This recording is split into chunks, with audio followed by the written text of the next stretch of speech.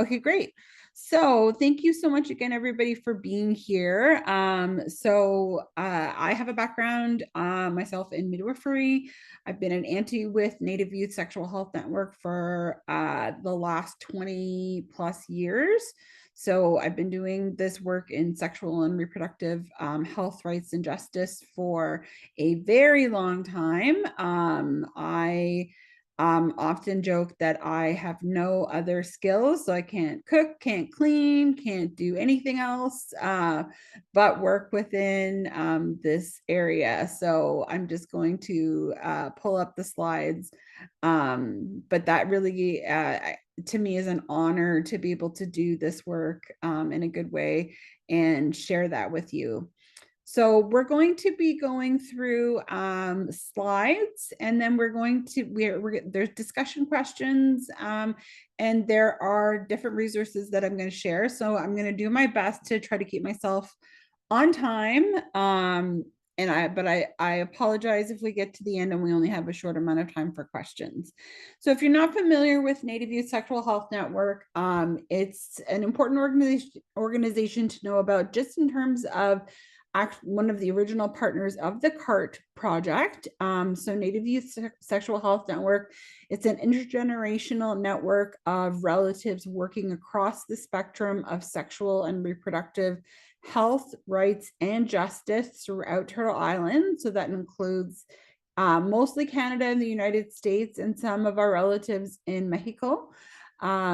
It is really important for us to recognize that this work has been done for centuries, since time immemorial. So the knowledge that I'm going to share with you really is different examples to help in your practice. And we're going to go through some cases and scenarios that may be difficult, in terms of feeling like you yourself are being implicated. But I really want to encourage everyone to sit with being uncomfortable. So sometimes we have to be comfortable with being uncomfortable, and that really helps us move through, because we're not, in this instance, talking about any individual person, but really we're talking about different systems, and different periods of time that have happened. And really, we're not talking about any one individual person. But if you find yourself becoming uncomfortable, I would just ask you to sit with that feeling and think about that from more of a systemic perspective. So we do love midwives, doulas, and reproductive justice, but we also super love nurses. And I can't tell you how many rooms I've been in of whether it was abortion or birth, that where nurses provided such amazing unconditional support. So really, I'm one of your biggest fans, and I always say, if you want to know what's really going on, you need to ask the nurse. But that, I also recognize that we're not all perfect. So I really hope that this webinar can help you think deeply and critically about your role as whether you're a settler, identify as a settler, whether you yourself are Indigenous, so that we can frame this work within the context of what is Indigenous reproductive justice. So we don't have the time to go around and check in, but I would encourage everyone to use the chat. So if you can please, in the chat, share your name. And I also think that is super important with any interaction with clients, patients. I'm used to using the word clients. You may be used to using the word patients, but it takes 5 seconds to ask them what they want to be called. What is your preferred gender pronoun? So mine is she and her. And how are you doing today? And I think that's one really big question we don't ask. that's really critically important for yourselves as healthcare providers. I would also be very honored if you can share the traditional, ancestral, Indigenous territory that you are residing on today. If you don't know the answer to that, that is something that you need to do homework on. So it's really important to know what is the territory that you reside on, and what does that mean. So you can see this picture here is talking about land acknowledgement, but really to go beyond land acknowledgement. And again, thinking about nursing and how nurses get things done. The whole point of land acknowledgement isn't just to check a box and say, okay, done, we look equitable. It's really to think critically about what your role is on the traditional land, and if you are a visitor or a guest in particular. The other question that I would ask you to share is, what do you already know about reproductive justice? So if you don't know anything, that's totally cool. And I really mean about the roots of reproductive justice and where it comes from, where the term comes from, etc. I would ask you not to use Google, even if you're super keener to answer that question. But I would just ask you to share honestly, what do you know at this moment about reproductive justice? So please, if you can begin in the chat to share your name, preferred gender pronoun, how you're doing today, what's the traditional and ancestral Indigenous territory you're residing on, and what do you already know about reproductive justice? This is our disclaimer here that none of the information presented is to be used without explicit permission. So that's really important, especially in the context of sharing any knowledges from any sources of Indigenous knowledge and content. In the world of research, there is a principle called ownership, control, access, and possession, OCAP. And that's a principle that reminds us that we need to ask that permission and get that consent. And we're going to be talking about free, prior, and informed consent. So going beyond just informed consent, particularly in the context of Indigenous reproductive justice. Please feel free to ask for confidentiality or privacy for yourself at any time. So the organizers are here from Casson, so Lois and Christine. If you have any, if you're getting triggered or you have any questions or any comments that you wanted to discuss privately, please make sure that you message them, so in case I miss it. And then I would really ask everyone to actively participate. So I'm going to be asking people to help read quotes. We're going to help participate just in discussion of what you see. And this is going to be a little bit different than your typical webinar, because we're going to really dig deep into both the feels, quote unquote, but really into the roots. And that is really where the journey of understanding Indigenous reproductive justice begins. So thank you everybody for sharing in the chat.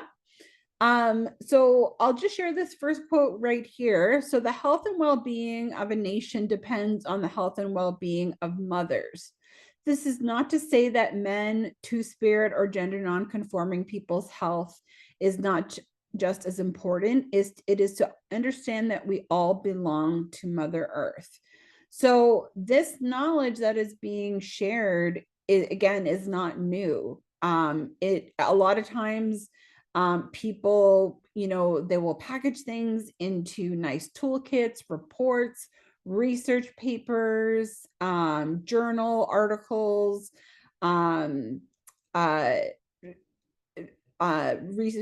research control trials, etc.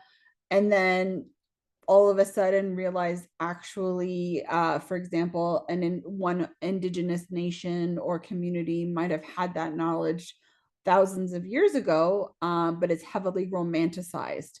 So I want to really center the fact that this concept of Indigenous reproductive justice um, goes back to this understanding that many Indigenous nations have. So not all Indigenous nations are the same. There is a huge amount of diversity nation to nation. I want to say also again, like I could compare that to, you would never say, for example, let's say two countries. So, for example, I'm just going to pick randomly a country.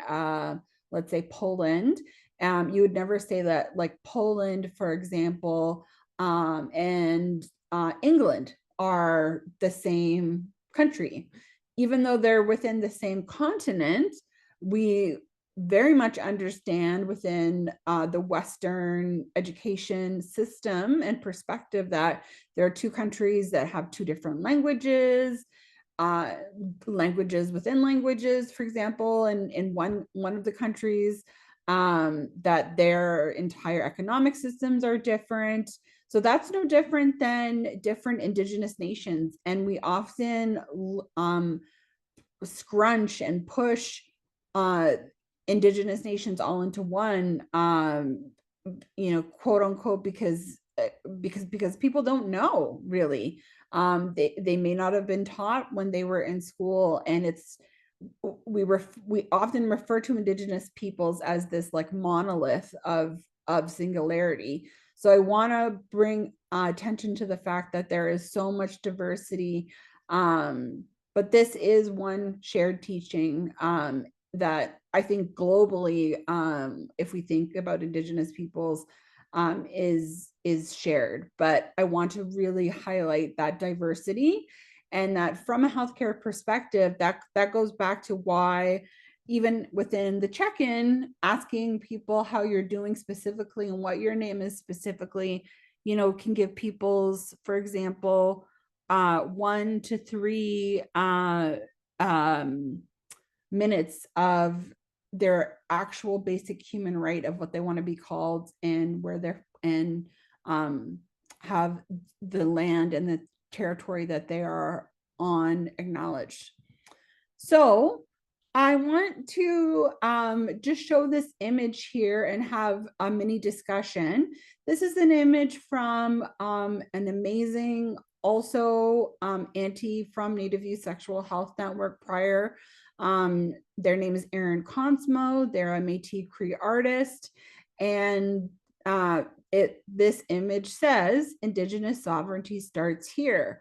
But there's a lot going on in this image. So I want to just take a pause, and if folks can look at it, and in the context of discussing Indigenous reproductive justice, what do you see?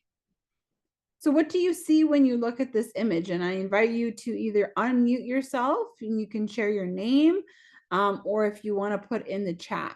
So what is it that you see when you look at this image, especially in the context of Indigenous reproductive justice?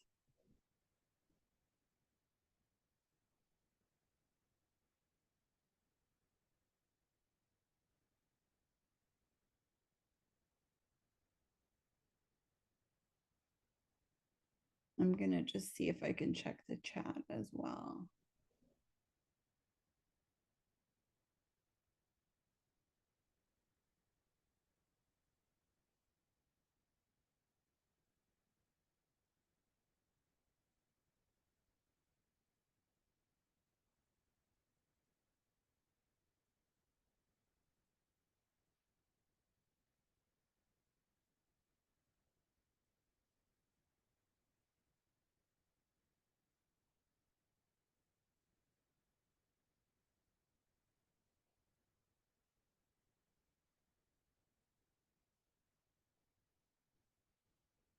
Okay, so we have one comment here.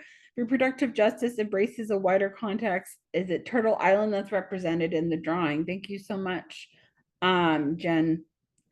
Um, okay, we have some more comments coming through in the chat box. So womanhood, so Johnson S, womanhood, right to self-determination and connection to community in Turtle Island.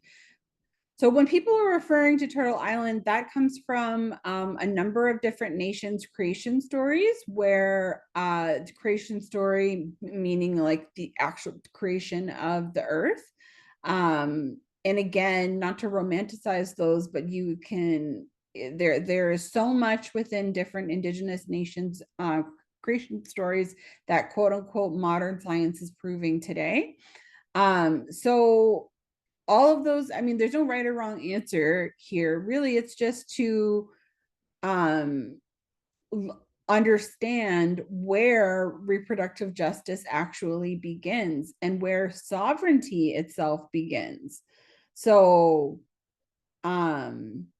yes, thank you so much, everybody, for sharing in the chat. So it really is about looking where does sovereignty begin? So sovereignty also being the right to self-determination, the right to quote unquote choice, and the right to make decisions over one's body. Where does that actually begin? Um, and so there's a lot going on in this image. And so we Indigenous artistry is a way to understand these concepts, and are, you know, is also a way to represent things that may not be able to be said in the English language, or, you know, put down, for example, on a research paper, or um, in a peer-reviewed journal, where we're taking Indigenous artistry, for example, seriously in terms of talking about actual uh, real concepts like Indigenous reproductive justice. So I see here people's knowledge on reproductive justice seems to be limited. So this will hopefully be helpful for folks, because we're going to dive right into what is reproductive justice and where does it actually come from. So why does it matter for Indigenous women and people? So there's a lot of different reasons. So folks may be familiar in terms of the lack of access to reproductive health services and informed choice contraception, um, disproportionate levels of violence against Indigenous women, girls, and two-spirited peoples, and lack of facilities and healthcare providers providing culturally safe and appropriate care. So we're also going to talk about why and what is culturally safe and cultural humility care, because those were terms, cultural safety in particular, that were actually started by Indigenous nurses themselves. So to dive right into, we're going to go into a reproductive justice history lesson. So the shift, this was actually a Twitter storm. I guess it's called X now. This is way before all of the controversy of that social media platform. This is back in 2014. Oh, that's already like 11 years. Like time just flies. So, and this is how long we've been doing this work for a very long time. So we had a Twitter storm back then, and it was a know your history and stop erasing. So one of the memes and images that we created, along with the National Latina Institute for Reproductive Health, is the shift away from pro-choice was led by women of color and Indigenous women whose communities never had real choices because of systemic barriers like poverty, discrimination, immigration status, and incarceration. So those are all things that are really important to understand how this term was birthed itself. So many people have heard of the word pro-choice. So I want to ask you, what do you think is missing from here? So pro-choice is a word that is often used in the abortion rights and reproductive rights movement. But what do you think that there's anything lacking, or anything that, for example, communities, so in this case we're talking about Indigenous communities specifically, is missing or doesn't give I'm going to give it away, doesn't give justice to? What's missing? So I invite you to share in the chat or to unmute yourself. Okay, so yes, actual access to choices. What are the choices to begins with? Yep, so a lens that towards the structures that actually impede choice themselves. And assuming, I think some people are sending me direct messages, maybe intentionally. If you're wanting to share with everyone, you can just switch the two to everyone, so to meeting group chat. But I'm happy to read out what I'm seeing here. Yes, and the what is to actually believe what is and assuming that people have a choice to begin with. So there is definitely history and um, recognition within the pro-choice movement that also needs to be recognized and we're grateful for. But we have to go back further than that, because oftentimes when we're talking about pro-choice within the abortion rights and reproductive rights movement, it's assuming that people have a choice to begin with. And it's also assuming that people uh, don't that people have access, and that's a big thing in terms of how the term reproductive justice was birthed and what exactly it entails. So it's really important to recognize um, the way that this term, for example, assumes that people have choices to begin with. And I think that that's something that uh, that, for example, where we can look actually at the systemic and root issues, because we can't change anything and shift until we understand what that means. So reproductive justice, this is just the actual like basic term for where it comes from. So founded in 1994. So it at its core is the right to have a child, the right not to have a child, and the right to parent the children we have, as well as birthing options such as midwifery.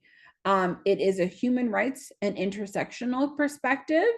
It comes from Black and Indigenous women who coined the term. And it really has to do with movement building. So it was who was left out of this movement, and how reproductive justice can actually show us where the work needs to happen. So and why in this instance that is so important for Indigenous women, girls, and Two-Spirit folks. So I'm going to show you a few other images here. So the reproductive justice framework, again, I just shared it here. I'm just in the interest of time, ask you to read what's on the screen. I want to also, I'm going to read the middle one here. It really represents a shift from advocating for control of our bodies from a narrower focus on legal access and individual choice. So the focus, for example, of mainstream organizations to a broader analysis of racial, economic, cultural, and structural constraints on our power. And just this very last sentence right here, our options for making choices actually have to be safe, affordable, and accessible. So just to further, I'm going to show some images as well. So this is the history as we talked about in 1994. In 2005, Asian Communities for Reproductive Justice expanded this term, and really it also helped us to understand that it did not believe that the privacy-based pro-choice movement captured our challenges and opportunities for self-determination. So this is an example of the differences. So there's uh you're you're welcome to screenshot this because this is publicly available on the internet. The differences between reproductive health, reproductive rights, and reproductive justice. So you can look very clearly at the framework concept versus where the problem lies. So just looking at something from a lens of the right to health. So reproductive health is the direct servicing of an individual's reproductive needs, where reproductive justice is the human right to control our bodies, our lives, our sexualities, our gender, our work, and our reproduction itself. Um, Reproductive health, um, looking at it, for example, within just the reproductive health lens, reproductive health outcomes are often seen as a consequence of service accessibility or insurance or individual care provided. So, for example, unintended pregnancy due to lack of access to birth control or lack of effective birth control use. So it's that narrow perspective is really more about blaming and shaming individuals rather than looking at things systemically. Whereas when we go to the reproductive justice box, it's looking at an individual's ability to be able to actually exercise self-determination in their reproductive life and beyond, where things are being impacted and inequities inherent in societies, institutions, environments, and culture. So you can see here why this term is so important. So I'm just going to give you a visual here.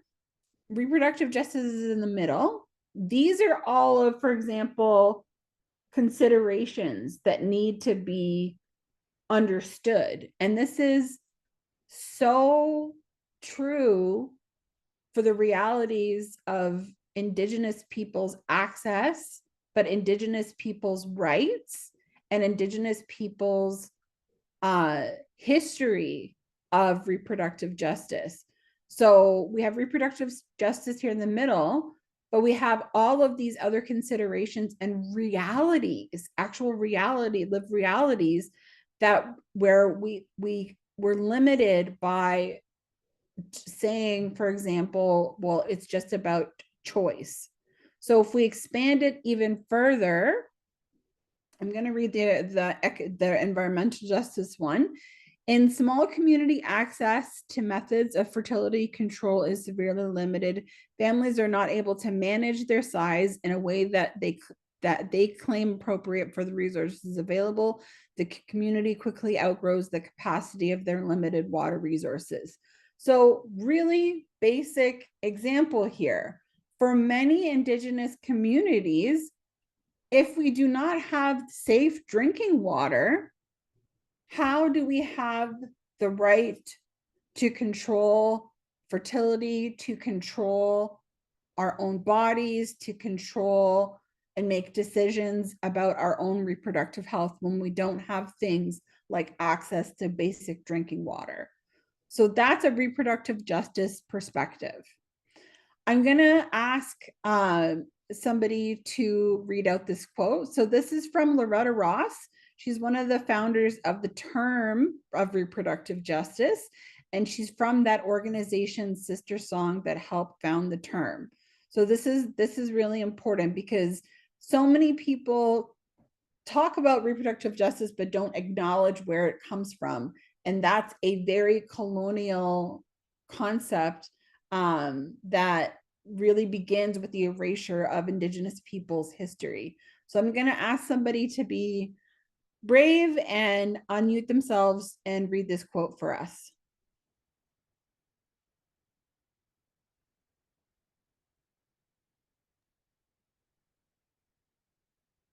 I can read it if that's okay. Great. Go ahead, Lois. In 1994, we as Black and women of color decided to take up what is now known as reproductive justice. We did it and offered it to the world. What seems to be happening now is that people want to claim RJ without understanding where it came from. It's more than anti-Black racism that's going on by doing that. You don't claim something and not acknowledge where it came from. We aren't saying only Black women or women of color can use it, but it feels like theft. RJ's for every group to claim and redefine. It was our gift to the universe. A gift is something you acknowledge you got from somebody. You don't just steal a gift. But at the same time, every person has to figure out what do human rights mean for me, my situation, and my community. It's supposed to be personalized. It's not a one-size-fits-all approach. In claiming RJ and shaping it for yourself, for example, sovereignty issues look different than enslaved issues within an RJ framework. What we see is the failure of the reproductive health movements to analyze how white supremacy has affected them. You cannot do RJ without analyzing white supremacy. You just can't. Thank you so much, Lois. So this is where Loretta Ross, one of the founders of the term, is naming the fact that we cannot do this work of reproductive justice, and in particular, Indigenous reproductive justice, without analyzing white supremacy. And white supremacy might be an uncomfortable term for people to realize, but it is everywhere within the healthcare systems, and it absolutely affects Indigenous peoples and many people's access to reproductive health rights and access. So we're going to dig a little bit deeper into to Indigenous specific experiences. I'm going to ask another person to be brave and to read out this quote. So this is from TJ Lightfoot from an article that the Native Youth Sexual Health Network wrote on reproductive justice for real, for me, for you, for now. It's an article that I helped put together from different aunties and knowledge keepers on Indigenous reproductive justice. So this is one of the aunties within our network who shared this quote. Anybody? I can go ahead if you want. Great. I hate how the people out there are clapping their hands at the non-native pro-choice movement and totally ignoring our long-standing and well-documented history of self-control over reproductive choices. It's disrespectful to pretend like RJ wasn't alive in our communities. They treat it as if it's the first time it's being done, saying things like, look how aggressive we are. But they totally ignored the fact that before contact, we were more egalitarian than them. But their indoctrination/colonization has manipulated things so that we weren't allowed to follow the ways we always did things. Or RJ was made illegal on purpose, but that's never mentioned anywhere. Thank you so much, Caroline. You did a great job. Thank you. So really what TJ is talking about here, and where we also need to center this framework and discussion and understanding and roots of Indigenous reproductive justice, is we often talk about in abortion care specifically when things became legal, but we don't talk about when they became illegal. We don't talk about the systems, the laws that were specifically taken away when, for example, Indigenous traditional midwifery knowledge on how to control one's fertility was taken away. We clap, as TJ says here, and we write down and we theorize and we put in history books when things were made legal, but we actually don't talk about when they were made illegal. So I want us all to just sit with that for 30 seconds here. Wow, and just think to yourself, do we know when things became illegal and why? Why, for example, did the right to choose become illegal in Canada? When, for example, did there become a system of what's now known, for example, as policing get created to police and stop and make illegal practices of Many Indigenous nations who may be matrilineal, many Indigenous nations are matrilineal. When did they become illegal in Canada? So yes, thank you so much, Carolyn. So we are definitely, we're going right into the Indian Act. But I want everyone to sit with that, because there's the Indian Act and there are purposeful, Canada purposely made things illegal, and we celebrate when things became legal, but we erase that whole history of when and why. Why would something become illegal in the first place? So we're going to go there. So this is a really amazing Indigenous scholar. She's no longer with us. She's in the spirit world, Patricia Montour, from Six Nations. And we're going to look at this through a gender-based analysis. So she says here, to artificially separate my gender or any other part of my being from my race and culture forces me to deny the way I experience the world. So we can't chop things away and say that they're not relevant. We have to bring all of this into the conversation. I'm going to ask another person to be brave and read one of her other quotes.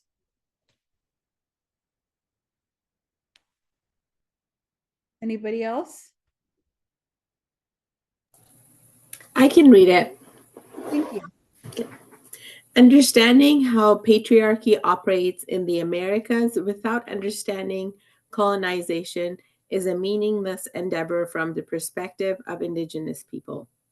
The state of the US and Canada is the invisible male perpetrator who, unlike Indigenous men, does not have a victim face.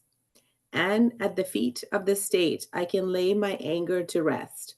Being able to name the state as my oppressor has allowed me to sit outside the personal cyclone of pain that once raged out of control in my life. Colonialism must be incorporated in feminist and all human rights analysis. These movements have never taken as its central and long-term goal the eradication of the legal oppression that is specific to Indigenous. Oh, sorry, and it was supposed to say Indigenous. It's missing off from there. Women, people, and two-spirit people. Thank you so much. Is it Nagar? Am I saying that correctly? Yep, it's Nagar. Yep. Thank you. It's important for me to say people's names correctly. Thank you. Thank you so much for reading that quote. So this is again where we are looking at things not and individually shaming and blaming, but systemically.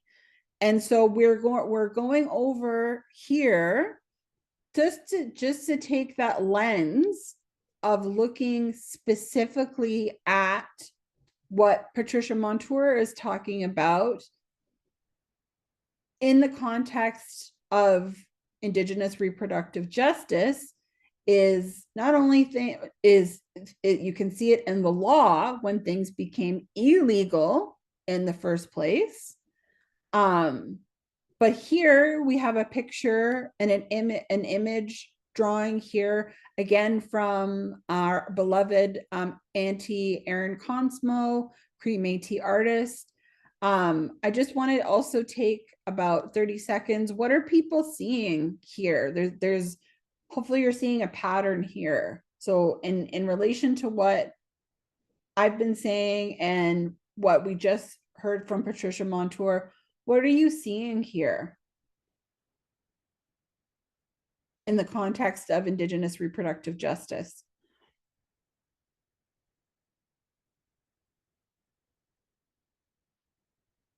So colonialism and control for sure.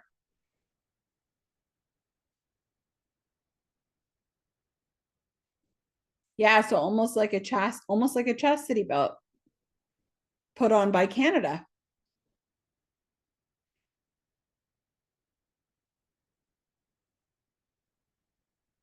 what else is going on? There's a lot going on in this picture.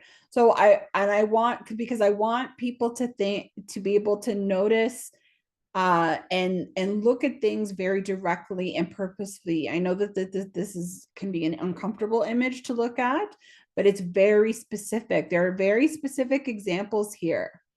How did this happen? Because it didn't just happen, and we don't know how it happened, and it happened so long ago. We're really talking about a very recent history, and why and how colonialism was able to found Canada through the bodies of Indigenous women. Okay, so conquest aligning with violence that impacts culture, land claims, and women's sovereignty. Absolutely. Because what are some of these images right here? How, like, we're literally talking about what were some of the ways? They're right here.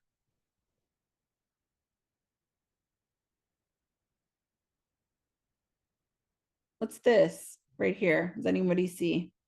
What does it look like? An oil rig? Yeah, fracking. It's a fracking machine.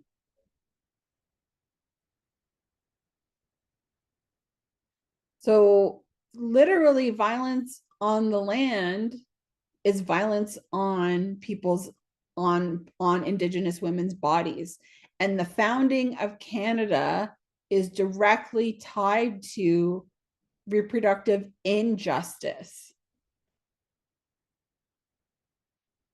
Removing mothers, removing children, and assimilation. Absolutely. So let's get right into these legal examples. So it was mentioned the Indian Act. So the Indian Act has several gender specific examples in it where there are sexually discriminatory clauses within the Indian Act.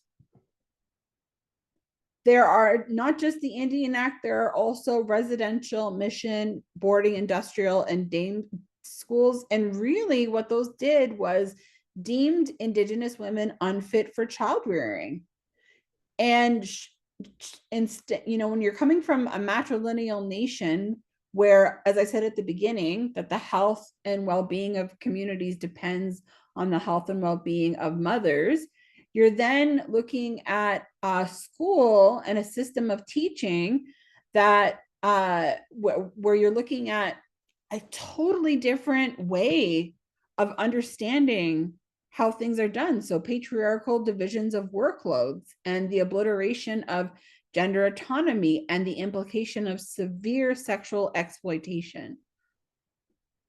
We're going to keep looking at this through the law. So the sterilization and removal of children, and this is not just through residential schools, but also through the 60 scoop and also through the child welfare system and continuous control. There is a quote that goes around often now where it says that there are more Indigenous children in the child welfare system than were ever in residential schools at the height of residential schools. So currently today, right now, at this moment, there are more Indigenous children in the child welfare system than were in residential schools at the height of residential schools. And that gives you some numbers here. Other examples are patriarchal institutions of leadership. So the Indian Act itself gave the Canadian government the legal authority to remove, so again, make illegal and institute Canadian specific ways of control. So really, the project of colonization is not a very difficult project to understand, and it's global. So to colonize or take over a nation, going through women and going through uteruses, literally, is the way to do that, because that is where so much of the power has always lied, has always existed. And this is a graphic from a book called 21 Things That You Didn't Know About the Indian Act by Bob Joseph. So I'm just going to leave this image up here for about 15 seconds, because you can actually look at number 1, where it denied women status. And so this is a book that I encourage everybody to read, to look up. There's different articles about it, but just taking a look here at, we're sort of, we went into specific examples of injustice and how the law and state violence specifically made reproductive injustice to where we need reproductive justice. But this is a helpful book that it is an easier, it's an easy read to see how that happened. And again, it's to take away that romanticization and that, oh, that happened so long ago, or, oh, Canada did that and didn't really know what it was doing. No, Canada did that very well and very intentionally, and really continues to do that today. So colonialism absolutely continues. And so we see that in many different ways, but in the context of Indigenous reproductive justice. So we've talked about history of forced sterilization, Indigenous child removal, things like the 60s scoop, residential schools. Sorry, just to back up here, but this is also an image from Erin Consmo, our dear auntie. So you can tell that they are an amazing artist. They use they, them pronouns. What do people see in this image on the left?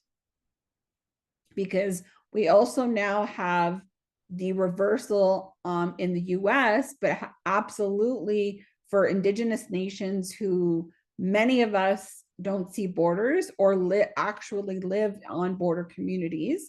And when Skalana was talking, that's literally where he is literally right on the border. What do you see in this image, especially now that Roe v. Wade has been overturned?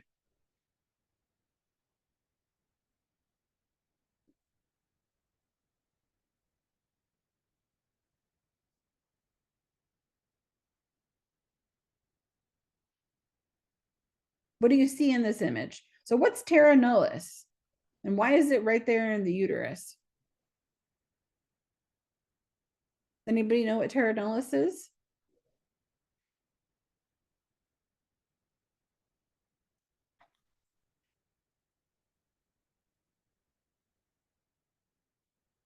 So terra nullius is it is a term, a colonial term that specifically means that in any land, so this is not specific to Canada, so any lands, so we're talking about the doctrine of discovery, the history of Christopher Columbus, the history of colonialism. So terra nullius specifically means there's no lands, nobody's there. And so we have the right, colonizers have the right to take over that land because there's nobody there. Now, we know for a fact that Indigenous peoples have resided here on Turtle Island and globally for millions of years and since the beginning of time. But terra nullius, why that legal term? Even though there are people, what does that mean then? What does terra nullius mean, like basically saying?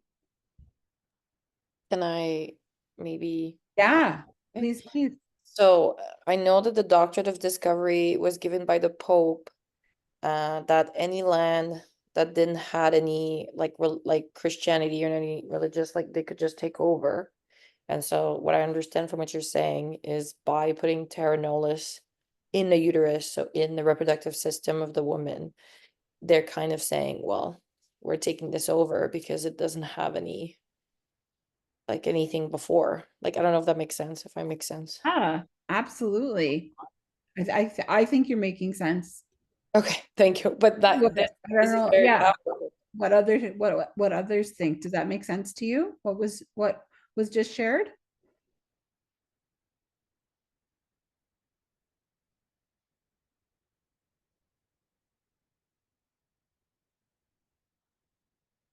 Okay, so definitely makes sense. And so this is a very powerful, impactful image where to put Terra nullius right inside the uterus, and which remove, which basically, because it's saying we don't recognize, even though you're people, we don't recognize you as actual people because you aren't Christian, or you're not white. So that's where we go back to when Loretta Ross, one of the founders of the term of reproductive justice, is talking about how you can't do reproductive justice without understanding white supremacy. That's what that means.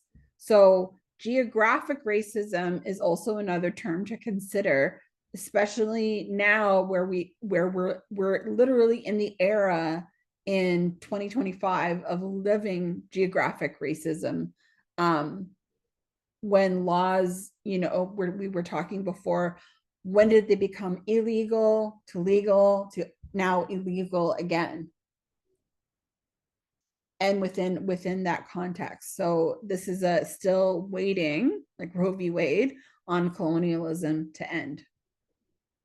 So the other example here of Indigenous reproductive justice is also really important in terms of understanding the continuation of it, where the right, so we're talking about geographic racism, which is so heavily like the weight of geographic racism is such an important concept to understand in terms of access to reproductive health services, never mind, which is why we need reproductive justice.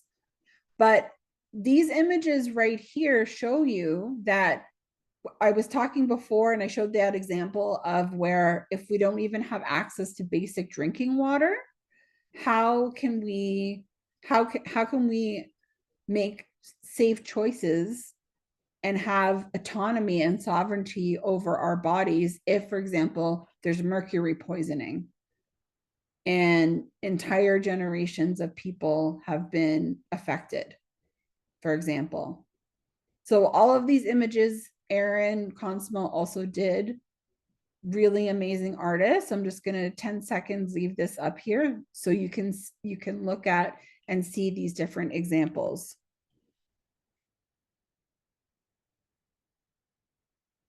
Where things like environmental violence is a reproductive justice issue.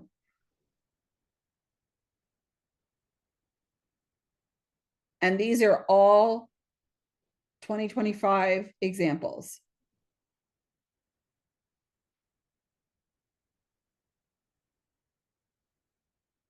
So how do we get to decolonizing and doing something about it? That's what we're going to talk about here. And of course, I'm running out of time, but I want to give you some examples and tools about what are we doing about it. But the point of this workshop was to give people an understanding of Indigenous reproductive justice. But I always like to make sure that people feel that there is something, because you're nurses, again, what do we do? What are we going to do about it? So this is the word decolonization from Wikipedia, but it's not enough. It's not enough to simply undo something. And decolonization really, is like, it's an everyday project. It's not like waking up one day and being like, colonization's over and I don't have to decolonize. Decolonization is absolutely an everyday endeavor that has to be worked on. So here are some very practical examples. Where do people see these terms, especially in nursing? Where do you see these terms? Where do they pop up? Where do you see them?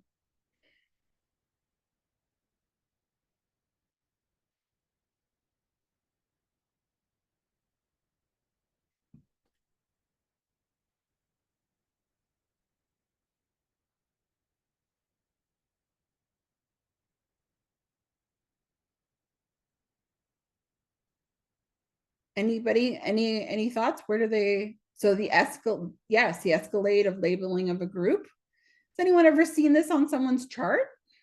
Any of these terms? Like, let's be honest. Yes, 100%. 100%. These are literally terms that are on people's medical charts, in medical texts, in words that we use in healthcare all the time. And unfortunately, though, without context, we continue that injustice. So yes, great example in unhoused clients. So by these terms continuing and us continuing to label and marginalize people, we're still stuck in this instance, reproductive injustice. So what I would encourage people to think about is, this is really the point, is building strength-based, free, prior, informed, and continuing consent through trauma-informed, culturally safe, and cultural humility-centered practice. That's really what we're talking about, of how do we support Indigenous reproductive justice to happen. So we need to change that narrative of those terms, because being Indigenous, for example, is not a risk factor all by itself. It's not like we're living on Risk Island all by ourselves and are like, how did we get here? I don't know. Or marginalized. People are pushed to marginalization. So racism, colonization, and not having access to culturally safe care, that's actually what makes our lives unsafe. So it's moving from deficit-based models and talking and referring to clients and interacting with Indigenous clients in this case, from deficit-based models to actually looking at ancestral strengths. So I'm sorry. So we need to understand that communities are not at risk all by ourselves. Like I said, we don't live on Risk Island all by ourselves. There are certain things in our lives, like racism, that make our lives less safe. Let's commit to naming the risk instead of blaming people for the violence they experience. You can literally do that in a chart. So in a chart, instead of saying, there are so, I can't, I'm sure we've all read extremely racist chart, like chart reads, and just so many different examples where we're not actually putting what happened and how things happened, and that context is missing, which continues the injustice. And I absolutely know and understand and can appreciate when we only have 3 to 5 minutes, 1 to 3 minutes to chart, or to actually document what's happening. But we can change the narrative by saying, for example, this person does not have access to an abortion because they live in a community that is that was forcibly removed and is in the north where there are no healthcare providers. That's an example of a statement that gives you the context, rather than saying, well, they just don't have access to an abortion because they're Indigenous. That makes sense. So that's a different way of actually naming what's going on. And it's a way that we can actually do something about it.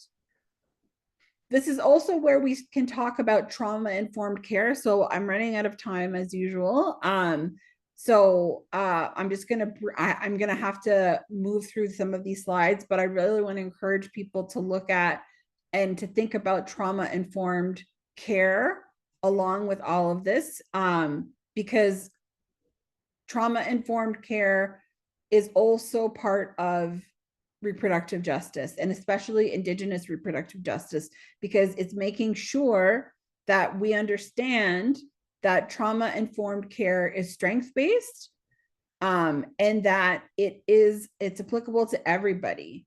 So it's assuming that there may have been trauma in people's lives, but it's making space for the fact that there may have been trauma in people's lives, but we're not re-traumatizing people by having to ask every little, question in the world. It's making sure that we understand that there could have been trauma that is at the root of what's going on, and trauma that, where if we really go back to it, caused by Canada. That's how we make change, is by actively shifting our perspectives and the power and the privileges that we hold as healthcare providers, as people who, even if it feels like in a doctor, nurse, patient situation, you don't have that power, you do. And it's recognizing what you can do with that power and that privilege. So believing people. And this is where I also want to highlight free, prior, and informed consent. So Indigenous women and women of color, it's very well documented in the 60s and 70s and onwards, were forcibly and coerced sterilized. So they came up with this term where it's not enough to have informed consent, but where we actually need free, prior, and informed consent. So free from coercion, prior to any project or plan proceeding, informed where all relevant information is made available, and consent being the right to say yes or no. And this actually comes from Indigenous women and women of color organizing in the 70s and 80s, 60s, 70s, and 80s, I will include as well, against sterilization, because people were saying, well, you signed this document, and you look at some of these documents now that are coming forth. For example, the Canadian Medical Association made that general apology to Indigenous peoples for the racism and trauma that it inflicted, some months ago now. But you look at some of these historical documents, and they don't even, they're not people's names. They're X, for example. So it's not enough just to have informed consent. It's free, prior, informed, and it's actually continuing consent. So again, free from coercion, from force. So for example, from the threat of your children being taken away, prior, before anything happens, informed of risks and full disclosure, continuing, ongoing, and consent. So free, prior, informed, and continuing consent. I can't stress enough how important that is, and how that is at the heart of reproductive justice, especially in the context of Indigenous people's realities, because free, prior, informed, and continuing consent allows us to go deeper. Because between, let's say, like a nurse and patient relationship, it's an agreement between people. It defines the relationship. There are roles for everyone to be involved, and there are named responsibilities. So this is also where we get to the term cultural safety. And so I also realize that I'm running out of time. So I want to make sure, but I really want to make sure that I mention cultural safety, because it's a term that was started by nurses. So this is an example of, a lot of people have heard of cultural awareness and cultural sensitivity, But ultimately, what we are looking for is for people to feel safe in the context of reproductive health care. And that's what Indigenous reproductive justice and reproductive justice in general calls for, is cultural safety. That at minimum, people deserve to feel safe or safer. And cultural humility is taking that even a step further. So cultural safety, I don't know why it's appearing like that on the slide. It was developed in the 1980s by Maori nurses in Aotearoa in New Zealand in response to their discontent with nursing care, so dominant and racism, for example, domination and racism. It upholds the political ideals of self-determination and decolonization. And then it moves beyond sensitivity to addressing power imbalances and institutionalized discrimination and colonialism in healthcare. So it actually asks us, or people in healthcare, to do that work of transformation. So this is a visual of moving from cultural sensitivity, where that's like the floor, like the basis, to ultimately we want people to feel safe. So again, it goes further than cultural sensitivity. Cultural safety also, and culturally safe care, empowers people because it reinforces the knowledge that each person's knowledge and reality is valid and valuable. So just like we started at the beginning of this webinar, of showing examples of how a traditional medicine's practice can be incorporated with allopathic care, that's cultural safety. And in the context of Indigenous reproductive justice is so important when reproductive injustice has been heavily and continuously forced on Indigenous communities, and literally on the backs of Indigenous women and inside the wombs of Indigenous peoples. And cultural safety also is transforming attitudes by tracing them to where do they come from? And that's also what we've been talking about through this whole thing. So elements of cultural safety in practice, I just want to mention the bottom one here recognizes the service provider as the bearer of your own culture and attitudes, and that you consciously or unconsciously exercise power, as I mentioned before. And then cultural humility goes even further than that, because cultural humility is a practice and a process of self-reflection to understand personal and systemic biases and to develop and maintain respectful processes and relationships. So in our last 5 minutes, I want everybody to write down this phrase right here. What is your commitment to cultural safety and humility in the context of reproductive justice? I want you to write that down as, I don't want to give you homework, but as your to-do. What is your commitment to cultural safety and humility in the context of Indigenous reproductive justice?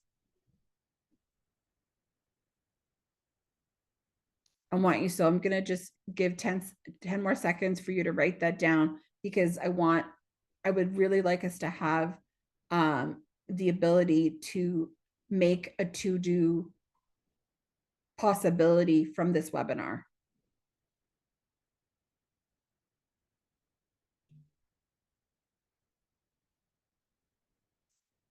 And then this is a another visual that gives you an example of moving from cultural awareness and sensitivity and cultural and competence to safety.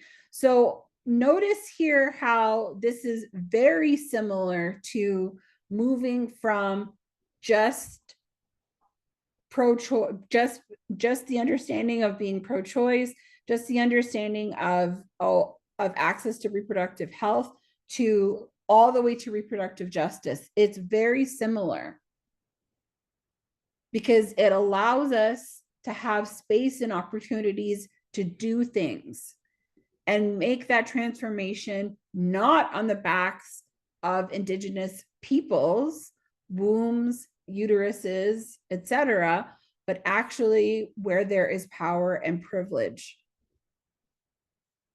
And this also includes the concept of allyship, because allyship itself needs to be consensual. So I'm racing through this because we're running out of time. And I apologize. So, you know, being an ally also needs to be consensual. It's not and when we think about, you know, for example, being an ally in the Indigenous reproductive justice movement, you know, we could have a whole webinar on how do we practice cultural safety in reproductive healthcare. I would love to do a webinar on that for all of you, because this was a general Indigenous reproductive justice webinar, but we can get very specific into nursing care. And I would love to do that with all of you, especially when we're talking about allyship and consent. So I'm going to leave it here on this last image of really encouraging people to resisting what we do not want to be and what we don't want to replicate, to reclaim where is it that you're coming from now, to act on what your responsibilities are, and to construct where is it that you're going now with this knowledge, and what is it that you're going to do. So with that, it's literally time out. I want to just quickly share some resources here. So I'm going to stop the share. I want to share some web resources for everybody, because I'm all about actually sharing resources with people. So just allow me the 2 minutes to be able to do that. So here is my screen. Can everybody see my screen? Don't worry about the 23,000 emails. That's just me not merging things properly, if that's giving you anxiety looking there. This is a newer organization called the Survivor Circle for Reproductive Justice that I have the honor of working with. So I'm going to put that link in the chat here. It is a national organization now for survivors of forced and coerced sterilization. And it includes access to healing funds, access to mental health supports, an apology, that, as I talked about, the apology that came from the Canadian Medical Association, and there's a bill also in Parliament to fund, you know, and people are always amazed, like, this didn't happen yet, because we know this is well documented. But we do finally have this really amazing organization that just had its first national gathering of survivors, and people coming forward and saying, you know, what, am I a survivor of forced and coerced sterilization?